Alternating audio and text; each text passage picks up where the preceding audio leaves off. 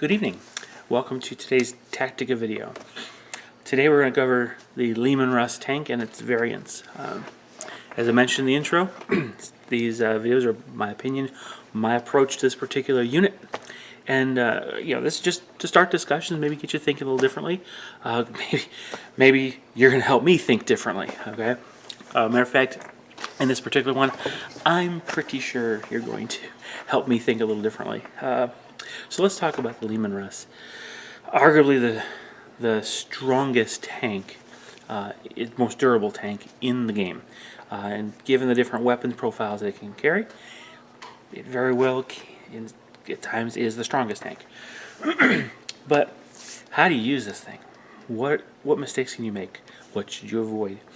So let's kind of go over the things that the Leman Russ as a whole. Now we're not going to talk about any special things you can buy for vehicles, special systems. We're going to talk only about the Leman Russ specific upgrades that you could get, and the different configurations and how they might be used on the battlefield. So let's cover the main battle tank as a whole. The tank fulfills two major roles in combat in general. There's anti-tank warfare, and then there's infantry support. And the Leman Russ is very good at both, but we have to be very careful how we look at a Leman Russ to figure out which one it falls under. So we don't want to misuse the Leman Russ design in the wrong role. We won't get the results we want for the points we're spending. So the anti-tank role is in the initial codex, or Austrian Militarium Codex, Imperial Guard Codex. You've only got the Vanquisher. That's really your only anti-tank configuration. Now in Imperial Armor you get the Annihilator, and that's a twin-link las cannon on the turret. So both of those are very good at taking out enemy armor. They can penetrate armor 14, which means they can explode armor 14, which is very, very useful. Most of the Leman Russ tanks, though, fall into this infantry support role, and I'm explaining that why.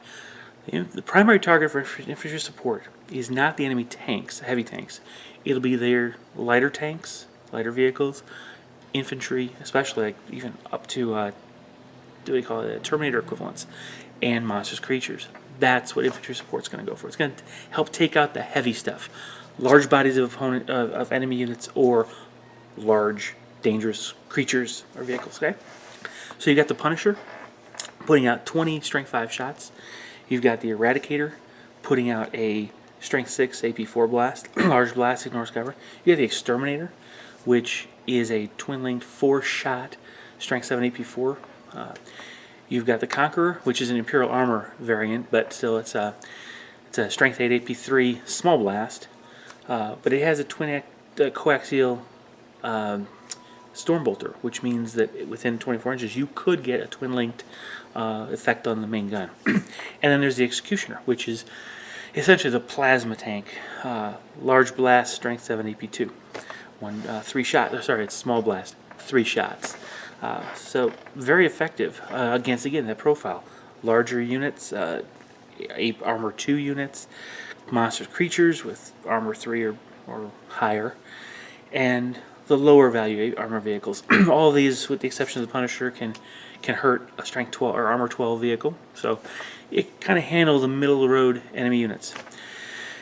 Now I'm going to call these other two hybrids because they're not really good at either one. But again, that's arguable, but they are built for a specific purpose. One is the Demolisher, strength 10, AP2, I think it's 2, large blast. They call it, it's a siege gun basically. So yeah, it's designed to take down buildings. That's great for against vehicles, but it's an ordnance weapon, so you only get the one shot. Everything else snapshoots, so you're not really adding a lot with your additional weapons. The battle tank, which is the standard Leman Russ model, is also what I consider a hybrid. Large blast, strength 8 AP3, ordnance, so you get to use 2 dice, pick the highest to pen, or glance, but you can only glance a Land Raider, or another Leman Russ for that matter. So it's not really effective at the heavy tank battle. But it's great in infantry support. But because, again, ordnance weapon, any other weapons on that fire are snap shooting, so you don't get a nice volume of fire out of that thing. So that's why I'm calling them a hybrid. Okay. So with that categorization of Leman Russ variants, let's kind of talk about the hull weapons.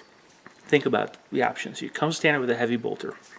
Now that really is fine in all the variants. There's really no reason to take it off, except when you have a particular thing in mind with a given tank. So in most of the cases, however, most of the variants, the heavy bolter doesn't necessarily maximize the effectiveness of a particular variant. Okay, so for example, you'll want to use heavy flamers on stuff where you expect the opponent to come in close. Drop potting Space Marines with melt-a-guns and things that you're expecting them to charge your tanks. Those are good for heavy flamers on the sponsor, or sorry, heavy flamer on the hull. Okay. Problem is, on the hybrid tanks, Demolisher and Battle Tank, there's no point in putting the flamer on because as soon as you fire the main gun, everything else snap shoots. You can't snap shoot a flamer, so you really wasting your hull mount position. Las Cannon is a perfect hull mounted weapon for 10 points on either the Vanquisher or the Annihilator, adding more anti-tank fire to an already well-designed anti-tank tank. Okay, basically get 2 chances to pop the vehicle, do 2 hull points if you roll well, 2 hull points instead of just 1, potentially blow it up 1 turn. That's very, very, very useful. The Las Cannon can be used on any of the infantry support tanks as well, because with all their guns, they're heavy, they're not going to be forcing you to snap shoot, and you get the addition of another AP2 weapon to help take out armor 2 monstrous creatures, armor 2 Space Marines, those kind of things, and give you that extra in a pinch little anti-tank support. So Las Cannon's a good add to the infantry support tanks. It allows them to do a little bit more anti-medium armor, anti-monstrous creature work. Now, the one thing that you want to make sure is when you have the heavy bolter in the middle, in the main gun or main area, make sure that you are, when you do change out to that Las Cannon, your intent is that you're more likely going to face something that needs a strength 9 weapon or something that needs an AP2. Trading out 3 shots at strength 5 for a single shot AP2 strength 9, there's times when you don't want to do that. Going up against Guard, it may not be a good time to do that. Going up against Tyrannid, Griblies may not be a good time. You have to know your opponent, what they might be likely to bring. So be very careful when you're doing that. Excuse me. The one thing that you want to be sure is that on the infantry support tanks, like the Punisher, okay, that weapon system is designed for anti-infantry. It's not going to pop tanks. So you have to think about, are you wasting that 1 Las Cannon shot on the primary targets you're likely to go after with the Punisher, or are you going to be better off sticking with the heavy bolter? So think about the target you're going to shoot at, and would you fire a Las Cannon at that particular type of target? Again, you may. So again, that's why this is Tactica video. It's a lot of opinion here, but trying to give some opportunity for discussion. So in summary, the flamer is great except on the ordnance weapons, but only if you're expecting the opponent to get close. The Las Cannon is great to add to all of them except, again, the Battle Tank and Demolisher. Why would you waste a 10-point upgrade where you're only going to be snap shooting it? But it's useful on everything else to increase the ability to either take out tanks or add the ability to more efficiently take down monstrous creatures, take down high armor opponents. So that's what you want to think about in hull weapons. Now the sponsons, that's a whole other story. And in this particular case, sponsons, you only have 4 options. So let's just kind of talk through I got kind of 5 points I want to make. First one, never use sponsons on Demolisher, battle cannon, or battle tank. You're forced to snap shoot because of the ordnance weapon. And if you can't put heavy flamers on it because you can't fire heavy flamers at all if the main gun fires. So you're really wasting 10 to 30 points on sponsons with those two battle tanks. Or sorry, those two tanks, the Demolisher and battle tank. I would suggest you use the heavy bolters on the sponsons on your infantry support tanks. You're getting 6 extra strength 5 AP4 shots to add to whatever firepower you're doing. So you're going to be whittling down more infantry, more monstrous creatures. Now granted, monster creatures you may only wound on a 5, they may get their armor save, but that's 6 shots. Okay, their volume of fire forces them to make saves, and the more saves you force, the more they're going to fail. So it's just a suggestion. Now, the heavy flamers are very good for the infantry support tanks because that's what you're primarily going to go after is the close-in enemy masses. Strength 5 AP4, you're going to be able to hurt some of the with the ignore cover of a template. You're going to be able to hurt things that might not be otherwise easily hurt. So, especially when you're playing in ruins, why not go for that? Take away the armor save, take away the cover save, and that's how the infantry support tank works. So it's a good ad there. It's also a cheap ad. I think it's only 10 points. Next thing on anti-tank tanks, the Annihilator and Vanquisher. The only one that makes sense is the multi-melta. But see, the problem is in order to use them, you have to get within 24 inches. You have to think about how you play your tank. If you like to hang back out of range and fire those long shots to take out the opponent, then multi-melta may not be worth the points. But if you expect your opponent to close, like Orc Battle Wagons, Orc Trucks, Space Marine Drop Pods, Space Marine Land Raiders, you may very well want to have those multi-meltas because then you can close, you can get them in melta range. Even if you don't, at least you're glancing on 6s against a Land Raider or the front armor of a Battle Wagon. Side armor, you're glancing on 4s. So you pen with an AP1 on any Orc vehicle that's with open top, it's +3. It's going to pop on a 4-up. So multi-meltas have their place, but it depends on what opponent you're going up against. Now, on the plasma cannon, now see for me, plasma cannon, right out. Never take the plasma cannon sponsons. I roll poorly with a railgun on my hammerheads. With ones, the number of ones I roll, I do not want to be doing gets hot on my tanks. It's the last thing I want to do. So, but in all honesty, there's a very good use for these. You get 2 extra shots or guns that have small blast, strike 7 AP2. That is an ideal anti-tech, TEQ or anti-monstrous creature weapon at a good range, 36 inches. Perfect use for it. Again, never on Demolisher or a battle tank, but on all the infantry support, it's probably a very good mix.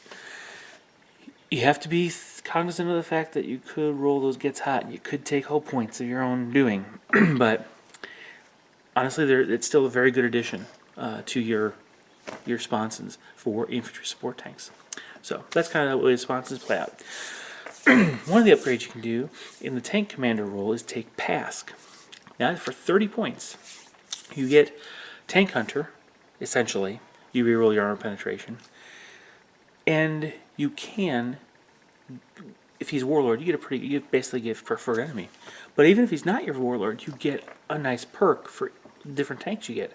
Now the Executioner, maybe it's not such a great Executioner, not such a great buff, but for the Battle Cannon, for the Demolisher, the Vanquisher, the Eradicator, you're twin-linked. Now, why wouldn't you want that? Twin-linked Vanquisher, reroll Scatter on Demolisher, excuse me, or the Battle Cannon, that's a good buff. On the Exterminator Punisher, you're taking an infantry support tank and suddenly making it able to, in the case of Executioner, actually penetrate armor 14. On the Punisher, you can penetrate armor 13. You have to roll real well. Roll 6s on the damage, to armor pen, and then roll 5 or 6 on the D3 to get enough points to add up. So that'd be 6, 11 plus. Yeah, so you'd be able to pen an armor 13 vehicle with a Punisher, and then it's rendings. It's like, that's fantastic. So good perk there. Now the Executioner, yeah, not so good. You get to have this new profile, large blast, strength 7 AP2, but I don't know if it's really all that worth it. It gets the blind special rule. It's up to you. It's all about your tactics and the way you play the tank. So Pask, I think, is probably a pretty good bonus, especially if you take a full squad of the tank commander with 2 tanks. Now, I talked in an earlier video about me not preferring squadrons, but you have to take the commander in a squadron, so you have at least 2 tanks. Might as well give him 2 tanks in his unit so he can spread that buff to a total of 3 tanks. Plus his orders, that helps. Alright, so I want to talk about the Conqueror really quick. It's an Imperial Armor version. It differs from the rest of the Leman Russ in that it is not this lumbering behemoth. It's not a heavy tank. So it's like normal tank. It can move 12 inches. So you're snap firing everything if you move over 6, and you're only firing 1 weapon at full ballistic skill if you go up to 6 inches, if you move at all. But it can go flat out, so it's a good faster vehicle that can help outflank and outmaneuver the opponent compared to the rest of the Leman Russ fleet. So you might, it's got some drawbacks in that sense, because here you could have a tank with essentially 9 heavy bolters, a storm bolter, and a main battle conqueror cannon. That's a lot of shots going down range. But if you're snap shooting 4 of them, is that really that effective? So you just kind of have to sit around still and just pour fire out. So Conqueror is, I personally do use it. I do like it. But it's part of the fluff in my army's backstory. So I can't say it's a choice I'm making because I'm thinking this one diligently and making rational decisions here. This is entirely a fluff decision, a storyline decision, a narrative decision. But it's something you might want to consider, giving an additional option for your Leman Russes. So personally, my favorite Leman Russ build-outs are the Annihilator with the las cannon in the hull and no sponsons, and then the Punisher with 3 heavy bolters. I mean, that's basically 29 strength 5 shots. You got yourself a little Tau army there just in 1 tank. Putting down strength 5 against almost every infantry unit is going to deal out a lot of wounds. 29 you're going to hit half the time, or 2/3 of the time if it's a tank commander's tank, and then you're going to wound a Space Marine 2/3 of the time. Yeah, they get their armor, but that's a lot of wounds to deal out. So I think about roughly 10, if I do quick math in my head, 10 wounds on a Space Marine unit, tactical squad, Devastator squad. Take out those las cannons. So those are the things my kind of preferences. So let me know what you think. Hopefully this has been helpful. Give me some suggestions below. Help me see some differences in the Leman Russ variations of builds and advantages or disadvantages, uses for or against. Share, like, subscribe, share with your friends. Hopefully we'll get a good discussion going and help each other learn how to use. And remember, not just learn how to use, but how to fight these tanks. Remember, study your opponent's codexes. Know how the tanks that they come out with are best suited to the role, and then you'll know if the opponent's using them or misusing them. You'll be able to respond properly, and you'll be able to defeat them more easily. Alright, so I hope this was helpful. Share, like, subscribe again. Please comment below. Let's have a discussion, and I'll see you in the next Tactica video. Bye.